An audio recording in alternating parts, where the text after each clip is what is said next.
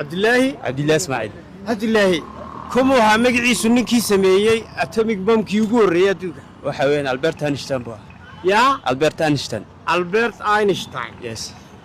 Albert Einstein waa saynisyahankii weynaa fiisigiskii ugu weynaa qarnigii 20aad ee caalamka soo maray sax Einstein wuxuu ka mid ahaa raggii uu ninkani kala tashaday arrintan weliba Einstein wuxuu ahaa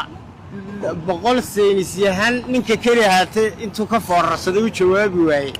maadaama la samaynayo hub ummadda soo gumaadaya marka aad baad ugu soo dhaweysay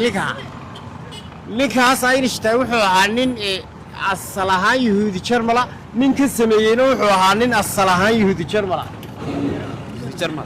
aad baad ugu soo dhaweysay oo fiisigiisu buu hamiya fiisigiisyahan buu ahaa isaguna fiisigiisyahankii ugu weynaa xilliga Einstein buu ahaa laakiin raggii ku soo xigay buu ahaa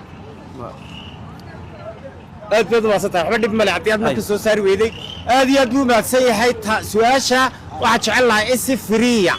aad uga soo faa'iidaysaan ciddii garanaysa magaca ninkii ugu horeeyay ee sameeyey atomic bombka sida weyn wax u gumaada ee nuclearka magaciisa soo sheegaysaa faahfaahin haddii aad raacisana waa halkeeda balse su'aasha aan qaybta online-ka maanta idin siinayo ee aad ka soo faa'iidaysanaysaan aad ku helaysaan lacagta afurka waxa weeye su'aasha ku saabsan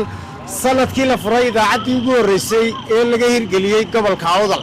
haddii aad raaciso faahfaahin la xidhiidha sida qofkii sameeyey dadkii ka hawlgeli jiray waddamadii laga dhagaysan jiray iyo ciddii ka hadli jirtayba aad soo raacisana ka sii fiican laakiin ujeeddada jawaabtu waxay ku kooban tahay sanadkii la furay guud ahaan waxaad ku soo jawaabi kartaa baraha bulshada ee ay ka mid yihiin suxufi cishqi Awdal history iyo Lughaya TV